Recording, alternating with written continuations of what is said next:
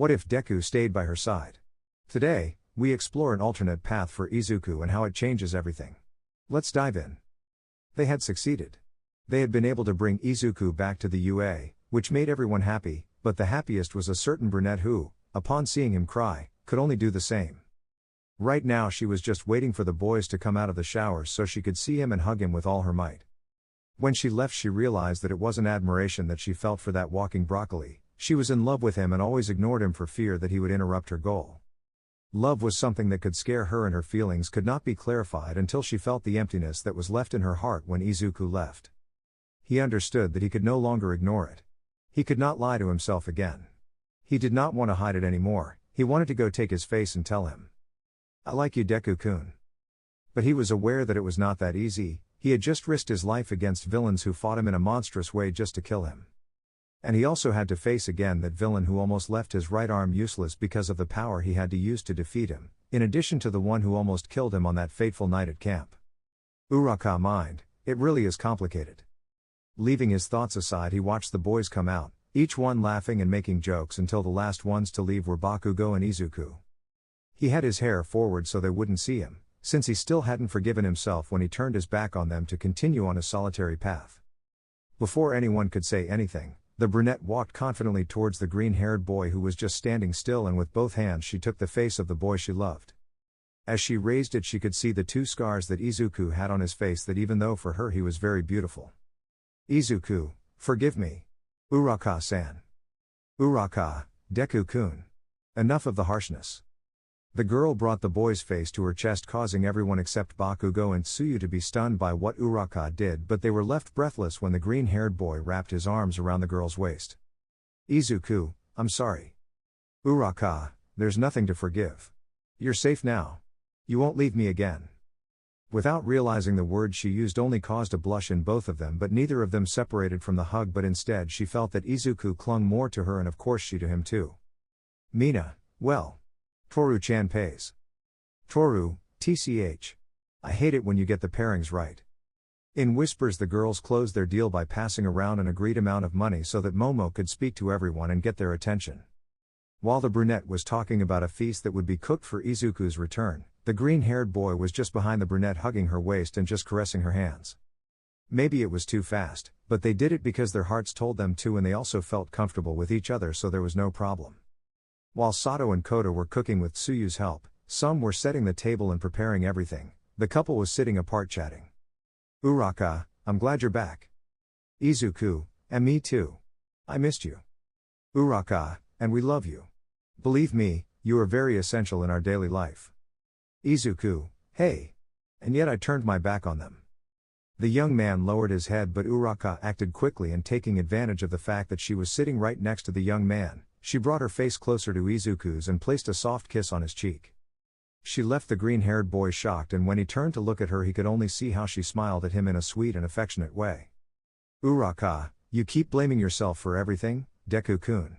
You put up with so much to take care of us all, that you totally forgot about yourself. The girl would take Izuku's hands, slowly passing one of her fingers over his scars to place her hand now on his face and doing the same with the ones on her face. Uraka, but don't worry. I didn't forget about you for a second. She was really going firm and without hesitation in what she felt for the green-haired man, who only felt his heart melt because of the sweetness she had with him. Their hands searched for each other's until they found each other and intertwined so that both turned their gaze to the starry night that was there. Dinner arrived, and at Ida's call everyone went to the table to eat, sitting Izuku next to Uraka, who had led him by the hand to the table. Sato, hope you like it. From the kitchen he came out with a plate containing roast meat with potatoes, and Kota with another plate of all kinds of salads. Received with applause, the dishes were already there, and giving thanks for the food, everyone began to enjoy the food, showering praise on the cooks of that night. During dinner Izuku noticed how nothing had changed, Mineta and Kaminari's nonsense, Ida's reproaches to them, along with Mina and Toru's screams about the food being delicious. That and much more from his companions made him feel happy again, which caused a slight smile in him. A smile that was seen by Uraka, who smiled to herself. Dinner ended and Izuku offered to wash even though he was told it wasn't necessary. He just insisted and ended up gathering the things to wash. One by one he said goodbye to Izuku until he thought he was alone, but he felt someone hug him from behind, and when he saw it, it was his beautiful chestnut hair. Uraka, It makes me happy that you smile. Izuku, yes. I haven't done it in a while. Uraka, you should do it more. It looks great on you. He couldn't help but melt at the smile of his beautiful brunette. He wanted to turn around, take her by the cheeks and cover her with kisses. With Uraka's help, she finished washing, drying and organizing everything so they would high-five each other. Smiling at each other, everything was finished and everything was empty. The brunette had an idea. Uraka, I know you must be busy, but do you want to watch a movie? How do you say no to the person who drives your heart crazy? The young man nodded and the girl took his hand but interlaced their fingers and they walked to the elevator together. There they debated what movie to put on and Izuku suggested a horror movie, which scared Uraka but she wanted to be brave so she just accepted. Arriving at the young woman's room, she was ashamed of having so little compared to other rooms, since to top it off, Momo's room was also in the hallway and well, it was full of things.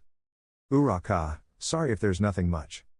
Izuku, hey, it's like you're talking to someone who has all the money in the world. Uraka, I know but sometimes I feel a little left out. Izuku, well, I'll be excluded with you. Those words plus a smile from Izuku were strong enough to make Uraka's heart burn with love for that broccoli that was beautiful in his opinion. Uraka, you know. You don't stutter when you talk anymore. Izuku, I think what I've been through lately caused me to quit that silly habit. Uraka, hey, I wasn't stupid. It looked cute on you. Continuing with the conversation, the couple searched the television and Sadako flicks for a scary movie until they found one called The Mirrors. The movie started and both were silently watching the television. Uraka thought that everything could turn out well and she wouldn't be scared until Uraka, ah! Because of a screamer that jumped from the mirror towards the protagonist, the scared brunette hugged Izuku's torso, who, somewhat blushed, hugged the young woman to continue with the movie. Little by little the movie became more sinister, more terrifying, so much so that Uraka said to herself, bad idea, how will I brush my teeth in front of the mirror tomorrow? It had reached a point of terror that even Izuku found the idea of looking in a mirror uncomfortable, but finally the movie came to an end and the couple was in complete silence until Izuku broke it. Izuku, I guess it wasn't a good idea. Uraka, it definitely wasn't. Izuku, well I must go. The young man wanted to get up but was pulled down by Uraka, returning to his original position to see his brunette with puppy eyes. Izuku, it's late. Uraka, but what about that mirror monster? It started raining again and lightning struck. Izuku, he won't come, I assure you. And there won't be a Ra. Without being able to finish the word, the green-haired boy heard a thunder in the sky which caused Uraka to jump on Izuku and hug him, leaving him lying on his chestnut's bed with her clinging to him. Uraka, see? I told you. Izuku, sighs fine, I'll stay. When he wanted to fall to the ground, the chestnut only clung to him more and said softly, slowly and almost in a whisper. Uraka, sleep with me, okay? Not knowing what to do, he decided to stop thinking about everything and do what his body felt like, so he just nodded and went under the sheets with Uraka, who hugged him. For a few minutes they were silent while they heard the rain and the lightning sounding in the sky and felt the heartbeat of their secret or not so secret love for their companions. Uraka, you know. Izuku, yes? Uraka, I missed you a lot during this time that you weren't here. And maybe I'm asking something I shouldn't, but did you miss me? The girl was still hugging Izuku's chest, who had Uraka's head resting on his left arm. She waited patiently for Izuku's response to hear how he breathed and then threw out the answer. Izuku, yes. Yes, I did. Somehow I think the reason I refused to come back many times was because of you. Uraka, for me? Izuku, yes. I didn't want to put you in danger. I don't know what I would do if you get hurt because of me. It's something that I wouldn't forgive myself for. Blushing at those words, she planted a small kiss on Izuku's chin to snuggle up and say good night Deku-kun, closing her eyes and falling asleep in a few minutes. For Izuku, sleeping was becoming complicated. That time of being alert 24 hours a day had affected his sleep and it took him a long time to fall asleep. It was as if his body would not rest until it was sure that nothing would happen. After almost an hour in which he had tried to sleep, the green-haired boy felt the desire to close his eyes and give in to sleep, but it was impossible considering the view in front of him. He was face to face with his brunette who was sleeping passively in front of him. He loved her face. Her chubby cheeks. Her perfectly balanced mouth, neither too big nor too small and with slightly large lips. Added to the strands of hair that fell over her face. It was really something he didn't want to stop seeing, and he fought to see that face that he loved so much, that did so much for him a few hours ago, and now he wants to do everything to see it smile. He hugged Uraraka's waist, smiling since she wasn't at all chubby like he sometimes heard people say. She was perfect, and even though he didn't like to admit it, he had seen her body and it was damn perfect. He got closer to her, hugging her waist so that their foreheads were pressed together, allowing him to feel her soft skin, something he loved. He arranged one of the locks of his brunette's hair behind her ear and approached, placing a kiss on the young woman's cheek to finally hug the brunette's waist firmly, and closed his eyes, falling asleep next to her. Not without first saying, "Izuku, rest. Ochako." The sun rose after a rainy night and entered through the window of a certain brunette's room, who didn't take long to wake up and not see Izuku. This alarmed her a little, but she calmed down when she felt some arms lightly squeeze her waist, and when she saw them she recognized the scars on her green-haired boy's hand. She turned her body until she was face to face with him and saw his face that after a long time seemed to have peace. "Uraka, you've been through a lot, Deku-kun." He looked at his clock, which was on the table next to his bed, and saw that it was barely 6 a.m., so he decided to let him sleep longer and hugged his green-haired boy's head against his chest. He began to play with the strands of his hair, which was somewhat long, which made going through his strands take a little longer. She giggled as he hugged her tighter against him and placed his scab on her breasts, which caused her to blush a little, but if they were a couple it would be normal between them. Without a doubt, there was nothing and no one that could make her change her mind about what her heart was dictating for that green-haired boy who had her completely crazy. Although that last phrase made a small shiver run through her body when she remembered Crazy Toga, but it passed when she felt Izuku wake up.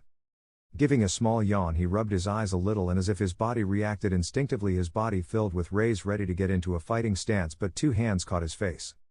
"Uraka, calm down, Deku-kun. You're safe. No one will do anything to you." Her soft hands, along with her sweet smile that was decorated with locks of hair that fell down the sides of her face, making her truly beautiful. "Izuku, forgive me." Light tears began to form in Izuku's eyes, which as they fell were dried by Uraka's fingers, who brought her face closer to Izuku's, planting a kiss on his cheek. "Uraka, it's over. It's okay. Let's have breakfast, shall we?" Giving a nod, the young man wanted to move but noticed that he was floating in the air, so he let out a light laugh that made Uraka blush, who was already embarrassed for using her power accidentally. Apologizing, she deactivated the power, but being nervous she didn't count on the green-haired boy falling on top of her and their mouths being too close to the point of feeling their breathing. She was under him, observing Izuku's muscles through the hanging part of his shirt, some of which also had scars, while he looked down at her cleavage, observing her round and well-formed breasts. "Uraka, Deku-kun. Pervert." "Izuku, no." "Uraka, ha ha ha, I missed that side of you." "Calm down, Deku-kun. I know you well enough to know that you didn't look at me with that meaning." "Izuku, hey. Sorry." "Uraka, although I don't mind you looking." In a whisper the girl confessed that without even being sure if the green-haired man heard it, but he clearly heard it, and somehow that made him very happy. Deciding to go down once and for all, the young woman decided not to brush her teeth today since she wanted to go down with Izuku and he didn't have his toothbrush or anything to do it with. They both went down without realizing that they were instinctively holding hands towards the elevator, which, luckily, was empty. As they went down they were chatting about how awful the movie was last night, and even more so when the storm started, which scared Uraka quite a bit, who just scratched her cheek out of embarrassment. "Izuku, even though it was a movie, it'll be awkward looking at the mirror for a while." "Uraka, I agree with you." Once they got out of the elevator they walked towards the dining room, noticing some of their classmates dressed and others still in pajamas having breakfast in silence or chatting. "Kyoka, good morning, lovebirds." This made everyone look at the couple, who blushed and understood that they were watching them since they were holding hands. The young man wanted to let go, but the brunette stood firm. "Uraka, hey, okay, let's have breakfast, we have to go to class." Without letting go of the young man's hand, she walked to the kitchen with him, and once there, she let go of him and took a breath to calm the heat of her face, since despite wanting to be sure of her feelings, sometimes it was embarrassing to do such things with Izuku. Already calmer, she saw Izuku take some eggs and a bowl but took them away, leaving the green-haired boy surprised to receive the response, "I prepared breakfast." Unable to oppose, the young man only watched Uraka put on an apron that fit her perfectly and made her look like a wife. Although the latter caused a slight carmine tint on Izuku's cheeks. He quickly noticed that Uraka was preparing omelets along with some seasoned rice, a simple but delicious meal. It didn't take many minutes to finish cooking and serving the food, which made her feel proud but at the same time made her blush because she looked like a wife giving her husband breakfast. Uraka, let's have breakfast. While she was carrying the plates with the food, the green-haired man had prepared a small pot of coffee that he brought to the table along with 2 cups. Already seated, they joined their hands to thank for the food, and the girl waited for the young man to try his food and tell her how it came out, since even though he had not told her this time he was gone, she was practical in the kitchen. Uraka, did it go well? Izuku, delicious. It's very special. Her heart skipped a beat of love when he smiled, and she continued eating with the girl, who was happy to see him smile. Breakfast was quiet, although everyone noticed that the green-haired boy had changed in that time, since you couldn't make him nervous as easily as before. Besides, the words he said were few, but his kindness remained intact, because despite everything, he gave a small smile that comforted you inside. When breakfast came to an end, the young man washed his things along with Uraka's wings, even though she told him not to, then approached her and left a small kiss on her forehead. Izuku, I'm going to change. Uraka, I'll wait for you in the living room. These words were accompanied by a kiss on the cheek from Uraka that Izuku enjoyed and headed to where his room was, leaving his classmates more than open-mouthed. Mina, that's it, Ochako-chan, go get your man. Uraka, don't say it like that. Tsuyu, Ochako-chan is playing for Midoriya-chan Karo. Uraka, let's go to class. The brunette, in a state of excitement, ran to her room, leaving her friends laughing happily because she was finally listening to her heart regarding the subject of her love for Izuku. After a few minutes she was already wearing her uniform as she normally wore it and went to the living room to wait for her green-haired boy, so to kill time she only talked to her friends. Almost everyone was in the living room, with Bakugo and Izuku missing, which worried Uraka, who imagined that Bakugo would again challenge Izuku to a fight, but was brought out of her head by the sound of the door. The one who entered was Bakugo, who had his uniform as always, although with the tie but disheveled, and well, that was something. But then behind him entered Izuku, who left almost all the girls somewhat blushed. He was wearing his red sneakers along with his uniform pants, and then he had his shirt that was a bit tight on his arms but was rolled up to a little more than half of his forearms. Along with that he wore a UA vest like the curious blue and white film from the Big Three used to wear, and his tie, but this time well groomed, making him look very mature. Because his room had been occupied by Mineta, he went to the one that belonged to the purple-haired boy, being between Momo and Uraka, the right side being where the brunette was. Uraka, you look good. Izuku, I missed using it. And you're just as beautiful as ever. This made the brunette blush, who just gave Izuku a smile that caused him to smile too because of how cute she looked. Mother Caterpillar entered the living room and smiled to herself as she saw that her child had returned home and that she would make sure not to let him or anyone else go this time. Ashawa, Midoriya. Welcome, I'm glad to see you again with your companions, even if it's not noticeable. Izuku, thank you sensei. Ashawa, okay, open your books on page 178 and please Mina start reading. Mina, but sensei. Causing some laughter, the class began and Izuku felt that warmth in his classroom again, seeming like everything had returned to normal in his life. The class came to an end when the lunch bell rang and both the boys and Ashawa left the classroom, although the latter rolled on the floor like a log, causing Izuku to laugh. Uraka, come on Deku-kun.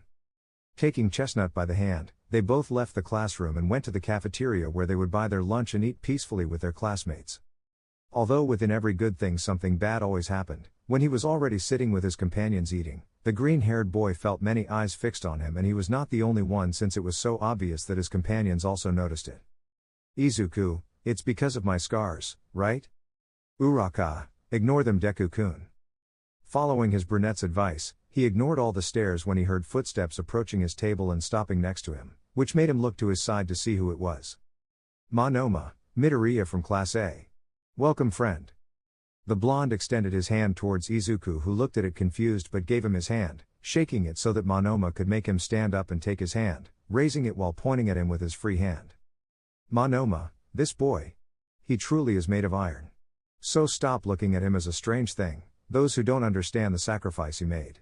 Because Izuku Midoriya of Hero Class 1A is a true hero. With those words, Monoma released Izuku and began to applaud along with his classmates from Class B. Then he heard Class A also applaud, and little by little more students applauded Izuku. Monoma, keep it up Midoriya. The blonde patted Izuku on the shoulder and turned back to his place so that the applause began to calm down and everyone returned to their business as well as Izuku, who was amazed by that. Uraka, see Deku-kun. You're great. Izuku, thanks. For this, guys. His companions just smiled and others continued to congratulate him to continue eating and for the young man to continue his lunch with Uraka, who, wanting to do something more daring, extended her chopsticks to Izuku with a piece of meat. Uraka, did Deku-kun say ah? Blushing, the girl watched as Izuku accepted the piece of meat to eat it and give another small smile to Uraka, who almost died from the heat of his face. Lunch ended and everyone returned to class so the kids could be informed that they would have hero training, so they put on their uniform and Izuku put on his physical education uniform since he didn't remodel his. Already in the training camp they were told that it would be a duo fight like the one they did in the first exercise they had done when they arrived at the UA. By the twists of fate and Uraka's happiness, the green-haired boy was her partner and her opponents were Kirishima and Tokoyami, so it was a rather complicated game. Each team took their places so that the couple could remember their first exercise together, which brought a smile to both of their faces. Uraka, I remember that day you showed your great strength and smashed an entire building to pieces with just one punch. Izuku, but you were not left behind, you stood up to Ida, who was very involved in his role as a villain. Ha. Uraka, it's true, he told me you won't be able to win Gravity Heroine. Ha ha ha. Having finished the nostalgic chat and putting together a quick strategy, the alarm sounded and the couple quickly entered the building until on one of the floors in the middle of the building they encountered their first opponent. Tokoyami, this is where they come. Dark Shadow. DS, go Fumigage. The shadow attacked the couple and Izuku just turned Uraka around and hit his hands to point his palms towards DS, and a light so strong came out of them that it blinded Tokoyami and scared DS. Izuku, now. In an explosion of speed, the green-haired boy knocked out the young bird, leaving his classmate and the rest of the class, who had seen everything on the cameras, amazed. Izuku, one less. Uraka, what was that? Izuku, I'll explain it to you later, we have to go against Kirishima. Nodding, the girl ran with Izuku to the top floor to see Kirishima ready to fight, so Izuku positioned himself with his guard up in front of the redhead. Izuku, 2 against 1 Kirishima. Kirishima, Izu bro. I could hear what you did to Yami bro. Izuku, Uraka-san, when I tell you to run to the bomb. Kirishima, I won't allow that. The redhead ran to attack Izuku, who gave the signal and blocked Kirishima's blow that moved him away a little, and seeing that he would attack Uraka with his black whips he caught his arms. Izuku, run. Kirishima, as if I would allow it. Using his strength, the redhead slammed Izuku against a pillar there and ran towards Uraka, who straightened her feet and jumped, dodging the redhead's grab, who jumped to catch her and unknowingly sealed her defeat. Izuku, this is over. Using his OFA-enhanced strength, the green-haired man slammed the red-haired man to the ground and grabbed him around his neck, placing him in a hold that prevented him from breathing. The chestnut reached the bomb and happily declared victory, but Izuku was still holding Kirishima, who was about to become unconscious. Uraka, Deku-kun. That scream made the young man come back to reality and see what he was doing to release him and watch as he took a desperate breath. Izuku, sorry. Kirishima, you really have a strong grip. But it's okay, hee, good hold. Both young men stood up and shook hands in a sign of friendship, since Kirishima knew well what it is to fight for your life. After all, when he fought against Rappa, he almost beat him to death. The exercise ended and everyone congratulated Izuku, asking him about his power, but he told them that he discovered how to use his quirk in different ways and was inspired by the reflection of light that Toru used as an attack. As class came to an end, the day saw them eat and chat, but Izuku was still very quiet about the act he did against Kirishima.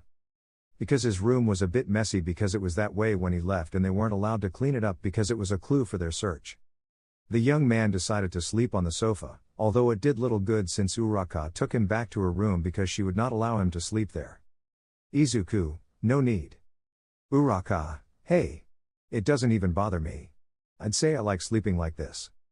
Blushing, they just lay down on the bed to resume the position from the previous night so that Uraka could speak in whispers again. Uraka, calm down. Today wasn't your fault. You're not bad. You'll never be, Deku-kun. Rest. With those words and a kiss planted on the chin, the green-haired boy and his brunette closed their eyes to slowly fall into the kingdom of dreams, this time a little faster for Izuku, who only clung to his ochako with a small smile. He began to enter through Uraka's window, who woke up when he got to her eyes. She yawned and then suddenly fell silent when she heard her sleeping green-haired boy talking. Izuku, Ashako. You are beautiful. That was a bolt of love to his heart, and his day was just beginning. If he continued like that, he would die of love at any moment. He remembered that today they would not have classes since it was Saturday. So I could spend the whole day with Izuku, although first I would ask him what he wanted to do today. If he said yes, then they could do many things. Or at least the ones that could be in the bedroom, since it was raining and it seemed like the rain would last all day, so all he could think about was what to do. She wanted to get up, but she was held much tighter by Izuku, who seemed to not want her to go away, so she tried to talk to him. Uraka, Deku-kun. I have to go to the bathroom. Izuku, stay. This caused the girl to blush as she watched Izuku open his eyes and see his emerald eyes meeting Uraka's brown ones. They both sat on the bed still without letting go. She had her arms wrapped around Izuku's neck while he had his arms wrapped around Uraka's waist. A small blush formed in both of them because Uraka had her breasts against Izuku's pectorals, which were firm, crushing her soft attributes a little. 11. For Izuku, seeing her just awake was a sight that only he wanted to witness. He wanted to be the owner of that moment and be the first to see her every morning. Driving her crazy was the least Izuku's appearance could do. His grass-green eyes along with those freckles that gave him a gentle appearance, but at the same time he looked rough because of his scar. Izuku, you know. Those nights I spent on the streets. There was something I always remembered. Uraka, and that's it? Izuku, your face. With these brown eyes. Your rosy cheeks. And your smile that melts my body. Uraka's face turned so red that she brought Izuku's face to her neck so he wouldn't see her so red, but she felt a chill when he kissed her neck. Uraka, Deku-kun. Izuku, I missed you so much. I know a letter isn't a way to say goodbye. But if I saw your face when I left, I couldn't have left. The young woman only raised Izuku's face and brought their cheeks together, feeling each other's warmth as they continued to hug for a few seconds until Uraka planted a kiss on his cheek and spoke. Uraka, I missed you a lot too. I long for you to come back one day. You won't leave my side again. And if you do, I'll go with you. Now they only had their foreheads together with their eyes closed, she with both of her hands on Izuku's cheeks and he still with his on her waist. Such a scene was interrupted by Tsuyu, who only called to say that breakfast would be served and then left, leaving the 9-year-old couple alone. Izuku, I'm going to take a shower. I'll see you downstairs. Uraka, yes. With a small kiss on the neck, the girl was released by Izuku, who got out of the bed and also out of the room without being able to see how Uraka collapsed on the bed blushing. Uraka, God. I better take a bath. He grabbed some clothes and went into the bathroom to brush his teeth while he waited for the shower water to warm up. After about 25 minutes she came out wearing long, comfortable pants similar to pajamas in a dark color and a pink short-sleeved shirt. She decided to tie her hair back but still left 2 strands falling on the sides of her face and walked out to the common room where everyone was chatting although Izuku was missing. She walked over to her friends to sit down, have a cup and pour herself some coffee, starting to listen to the conversations the girls were having. Mina, it's just that I don't know what to do anymore. I mean, I get close to him and everything, but he doesn't understand that I like him. Kyoka, didn't you try being more direct? Mina, please, the idea is that he also responds to me like that. If I am direct with him, maybe I will scare him. Toru, it works well for Ochako-chan. Because of these words, the chestnut burned a little with the coffee and improved it with a little water to clear her voice while her friends laughed. Uraka, I'm not that direct.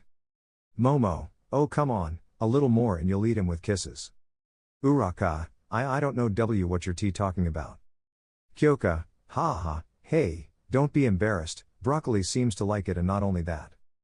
Tsuyu, Ochako-chan, what Kyoka-chan means is that Midoriya-chan likes you. Uraka, really? Kyoka, girl, that bush with legs melts for you. I mean the only thing missing to seal your title of boyfriend is a kiss. This left Uraka thinking, who looked for her green-haired boy with her eyes until she found him sitting next to Bakugo and Todoroki having coffee while playing a board game. Todoroki, 6, okay let's move on. Bakugo, how the hell do you do half and half? Todoroki, good luck. The 3 of them were playing a game of snakes and ladders, with the 2 colored one being first, Izuku second, and last Bakugo, who was about to destroy the board. Izuku, let's see. A4. The green-haired boy moved his piece but it fell on a snake and fell to the bottom, finishing third. making Bakugo happy. Although behind this he actually uses a small amount of OFA when rolling the dice so that the 4 falls and his piece moves back to let his friend win. Breakfast came to an end and Todoroki was the winner of the game, making the peace sign and getting up saying victory while Bakugo complained about being second and Izuku just watched this with amusement.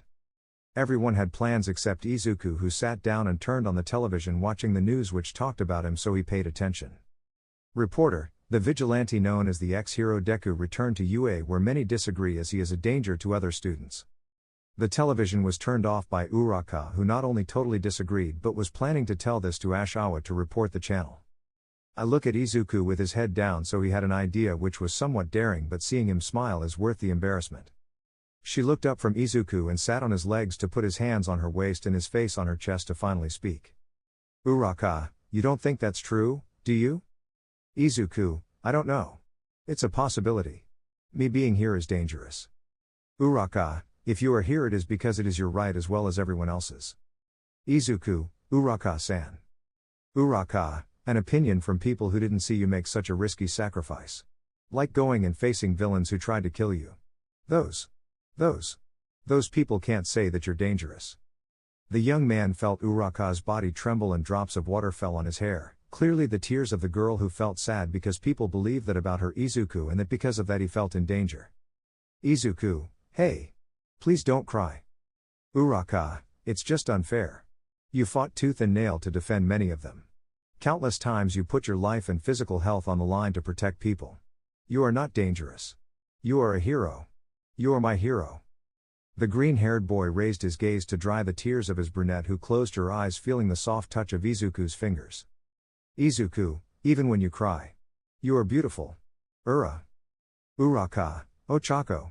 Tell me like this. Izuku: sighs: you are unique, Ochako. Both of them now had their foreheads very close together to the point that the tips of their noses were touching each other. Uraka was biting her lower lip because she was so tempted to kiss him. While Izuku only enjoyed the scent of frezas that she wore on her lipstick that was not striking but did leave some shine on her lips to the point of being tempted to kiss her. Everything was seen from afar by the girl's friends and Todoroki, who was standing with his thumbs up next to a sign around his neck that God knows where he got it from and what it said. Let's go, Midoriya. The couple began to get closer little by little to the point of touching their lips, but they would turn their gaze to Kaminari, who was also watching but lost his balance and fell face down to the ground. Kyoka: idiot. Kaminari: it was unintentional. While the rocker was nailing her jacks to Kaminari, the couple just looked at each other to smile, but Izuku didn't want to stay with the desire, so he kissed Uraka very close to the lower lip, who enjoyed the kiss. Izuku: a movie? Uraka: I'm going to get popcorn. The brunette, leaving a kiss on Izuku's cheek, got up from his legs and ran to the super red kitchen while Izuku turned on the television to put on Sadako flicks. Already in the kitchen, the brunette was approached by her friends, who screamed at what they witnessed, and Kyoka apologized to her idiot friend for ruining the moment. Momo: he almost kissed you. Uraka: I know. I think he likes me. Mina: are you stupid, woman? He loves you. Kyoka: lower your voice or he will hear. Tsuyu: now we'll take everyone out of here so you can get closer to him. Thanking her friends, the chestnut took the popcorn out of the microwave to put it in a bowl and returned to Izuku, who had chosen the movie. Such a movie was called Addicted to You. Before pressing play, the young woman sat next to Izuku, who before she sat down he sat her on his knees, hugging her waist. Without objecting, the brunette agreed to sit there so the young man could put play on and take a blanket there to cover them both to start the movie. During this step the couple ate the popcorn, some of which Uraka gave to Izuku in the mouth, which made them both blush a little. They were also interested in the film because the protagonists acted similar to them, since the other was their love, or as they metaphorically said in the film, drug, and they were addicted to the other. After the movie ended, they both fell asleep on the couch covered with that blanket, hugging each other under it. For those who went to the kitchen to look for something, this view seemed tender and cute, and I wish the couple luck. A few hours later Izuku would wake up next to the face of his sweet Ochako, and damn, she is so beautiful. He would never tire of saying it and he would never retract it. She was the most beautiful girl his eyes had ever seen in his life. He was crazy about her. He noticed how she also got up and gave a small yawn that sweetened his heart, so that she looked him in the eyes and smiled. KO for his heart that died of so much love. He hugged her and hid his face in her neck, who caressed the green-haired girl's hair that only snuggled closer to her. Uraka: hey. I thought I was the only one who fell asleep. Izuku, you fell asleep first but I couldn't help but accompany you hee. Uraka, it looks like it stopped raining. Do you want to walk a bit? Looking up, she ended up helping her brunette get up, who stretched but was hugged by Izuku, who was serious. Uraka, is something wrong?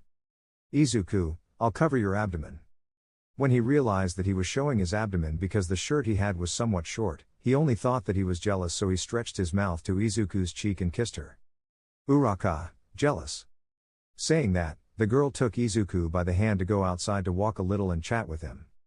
The day was gray and cold, so after a few minutes the young woman began to shiver but received Izuku's jacket, who without hesitation gave it to her and put the hood on. Izuku, put it on, it's cold. Uraka, and you? Izuku, I'm used to it. Taking his brunette's hand, they continued walking through the tree-filled courtyards of the UA, chatting about what happened during the time that Izuku was not in school. The young man was happy that his classmates missed him, since he missed them too, especially his brunette, who listened attentively to what Izuku was about to say. Izuku, that time in the city when I turned my back on you, I couldn't help but feel my heart ache. And I know it's over, but I can't stop thinking about how I hurt you. The brunette got even closer to Izuku, hugging him from his neck so that they were both looking into each other's eyes, and she spoke. Uraka, Deku-kun. You didn't hurt me. You just gave me more strength to go and bring you back to my side.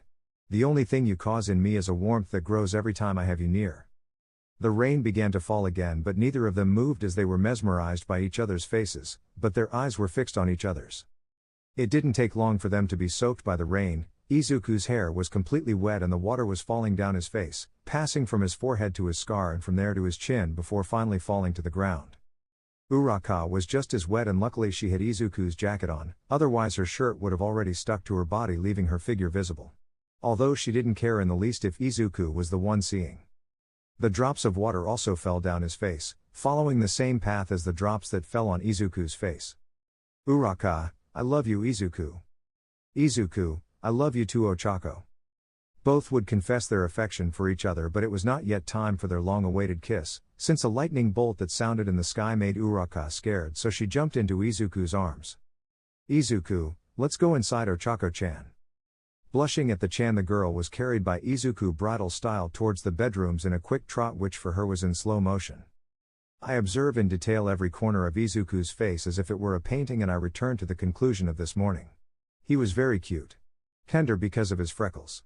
And rough because of the scar. They would arrive at the dorms, where they were greeted by Momo, who was just passing by, and gave them towels to take off.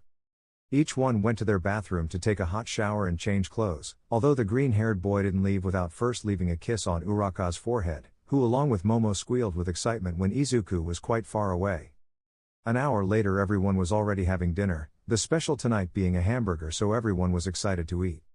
As if it were her new habit, Uraka sat on Izuku's lap to eat the hamburgers with him, which were delicious. Kaminari, who cooked? Kyoka, yo, is there a problem? Kaminari, they are really good. Everyone praised the rocker, who blushed because she thought that no one would like them because they were homemade, and she seasoned the meat in addition to shaping it, being helped by Momo to cook them. It was time to sleep. Everyone went to their room, and once again the brunette took her green-haired boy to hers. Both lying down and sleepy from the hot bath and the food, they hugged each other to chat a little about how funny Kyoka was embarrassed and slowly fall asleep. Uraka, Deku-kun. Izuku, yes? Uraka, I love you. Izuku, and I love you Ochako-chan. This time when she woke up she didn't find Izuku, neither behind her nor hugging her chest. She looked for her phone to see the time but noticed a written paper and caught her curiosity. Paper. Good morning Ochako-chan. I'm sorry I left without telling you, but don't worry, I didn't run away anywhere. I just woke up early and I'm about to go out to train. If you're wondering why I didn't pick you up, the answer is simple. I didn't want to be the one to ruin your beautiful, peaceful face. Anyway, I'll take advantage of the fact that it's Sunday to visit my mother, so we'll see each other in the afternoon. Have a nice day. I love you. Izuku. Giving a sigh of love at the compliment that her face is beautiful while she sleeps, the brunette got up to go to the bathroom, but not before noticing something in her mirror. There was a photograph of her and Izuku sleeping together, hugging each other and having a chill of how that was possible. The moment of yesterday came to mind. Uraka, it must have been yesterday. But just the passage to my room. Did he put it there? With that doubt in her head, the girl brushed her teeth and then took a shower that relaxed her nerves quite a bit while sleeping completely embraced by her not-so-secret love. She dressed in something casual and went out to breakfast, encountering the same scene as every morning although not being able to see Izuku or be with him was sad for her. Going to the table where her friends were, but not before going to the kitchen for a coffee, the brunette sat at the table to listen to what her friends were talking about. Mina, well, I confirmed that the boy who drives me crazy is a fool. Momo, Kirishima-kun doesn't seem like he knows how to take hints. I'd even say that none of our classmates do. Toru, anyway, I say you should confess your feelings. After all, it seems that he likes you too. Mina, I'll see later, but now I'm interested in knowing, why do you have a long face? Ochako-chan. The brunette came out of her eternal gaze to the cafe to sigh and take a sip from her cup and then take a breath and speak.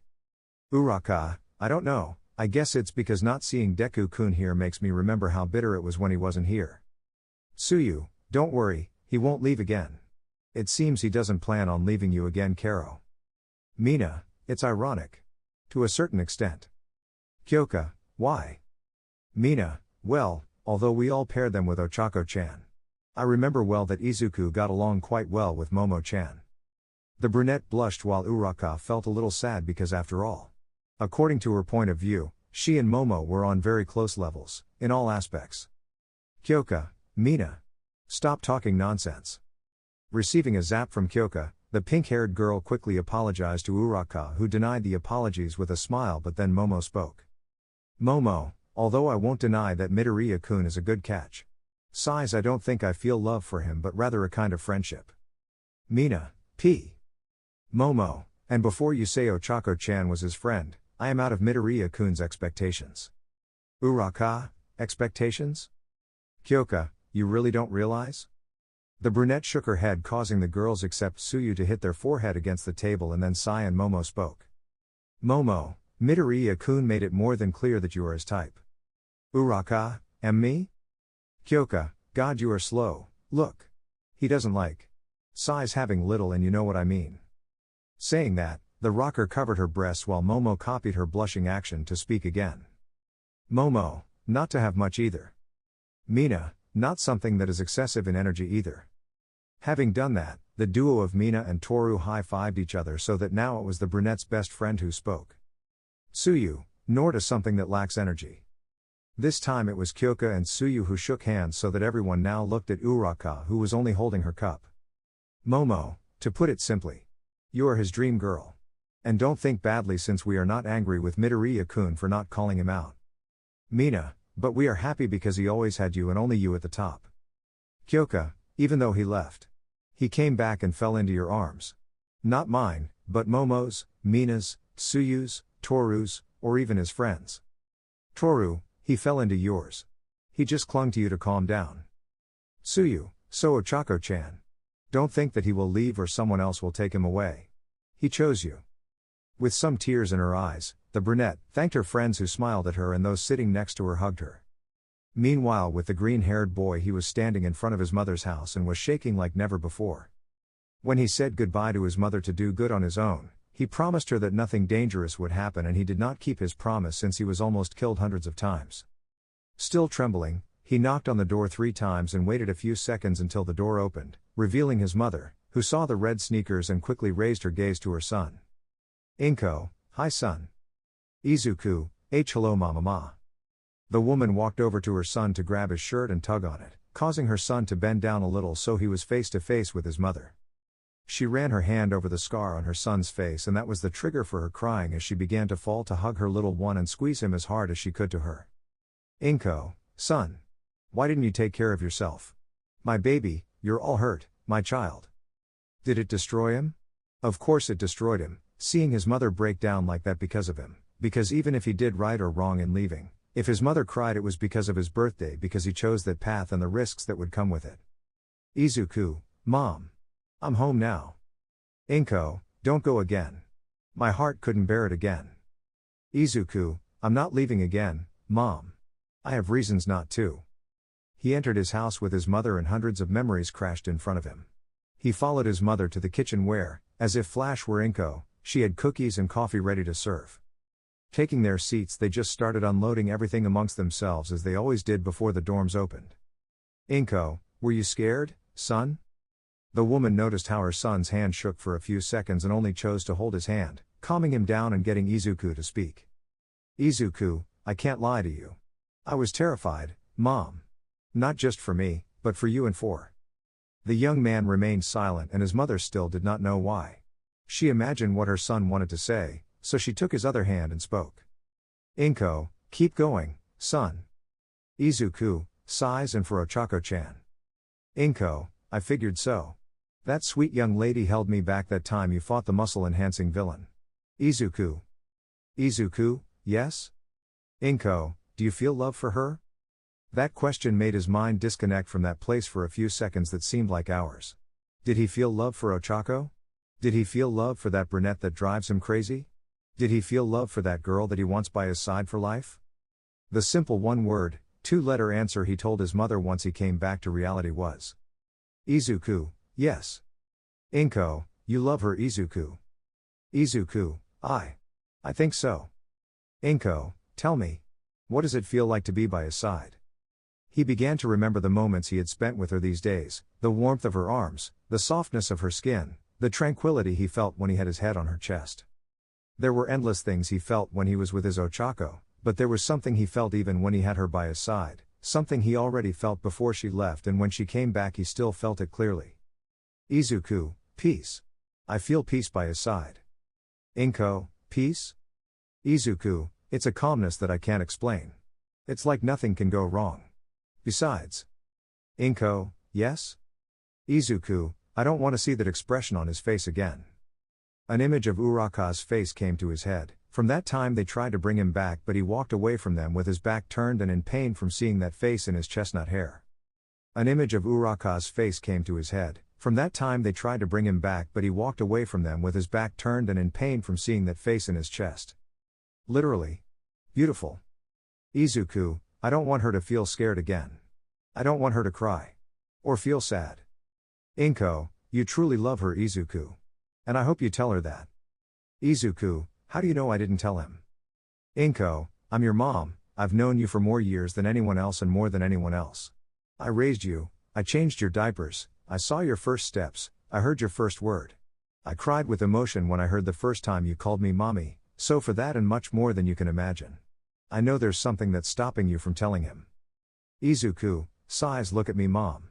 A delinquent in the eyes of the world and with the duty to defeat the one who is called the most powerful villain in Japan. Why would he be interested in me? Getting up from her place, she approached her son to hug him and shelter him in her chest as she did so many times when he was little, gently caressing his semi-long curly hair while listening to him sob. Inko, that young lady. If she really does everything you said in you. And she is as you say she is. My boy. That girl is in love with you.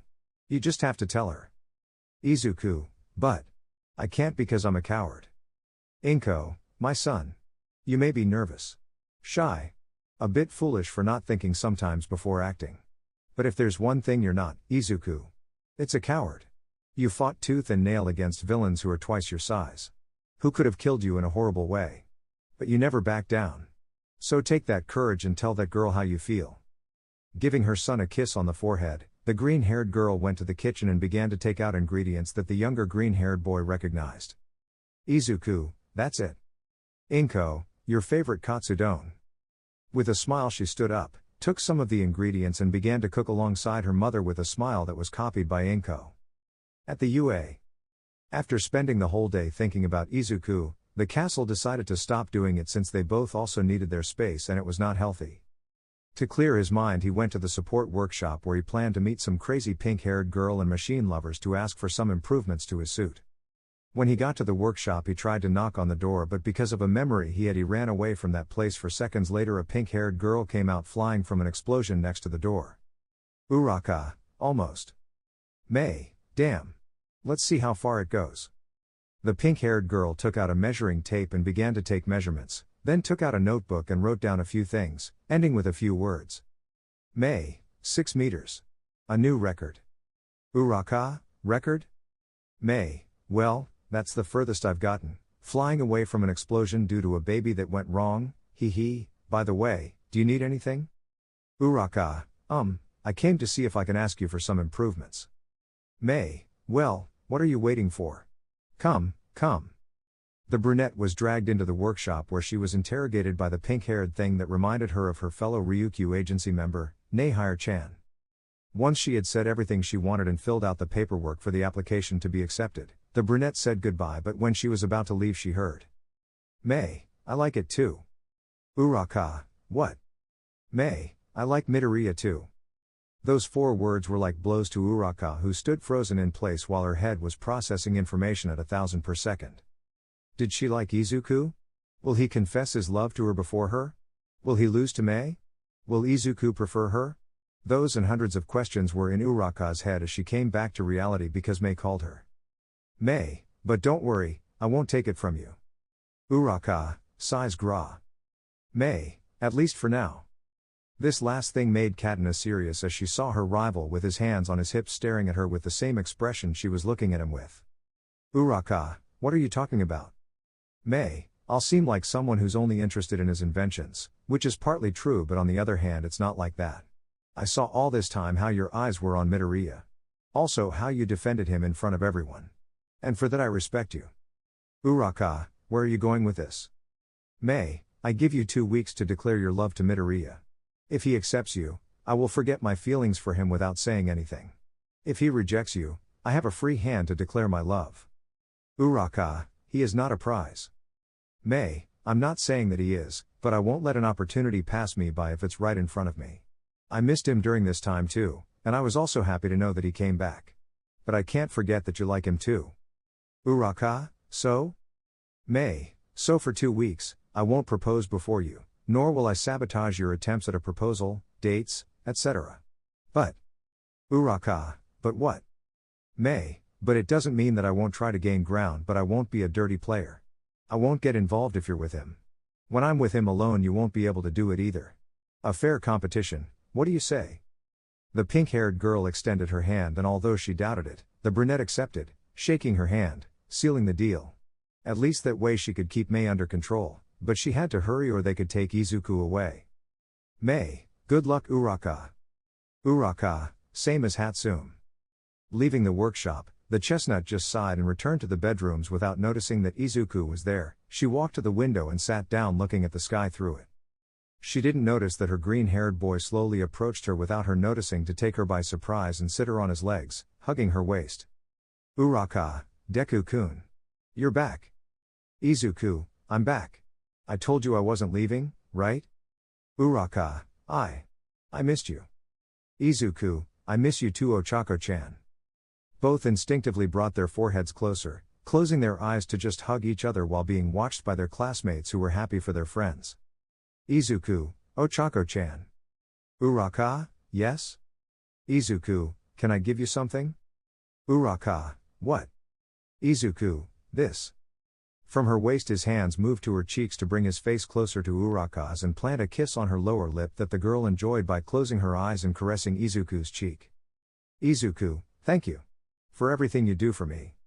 The dinner call came and the couple just stood up and went to sit with the others next to each other as if nothing was happening, although under the table. Izuku's pinky was intertwined with Uraka's pinky. Who watched her green-haired girl eat in peace while chatting. Uraka mind, I'm sorry Hatsune. But I won't let him go again.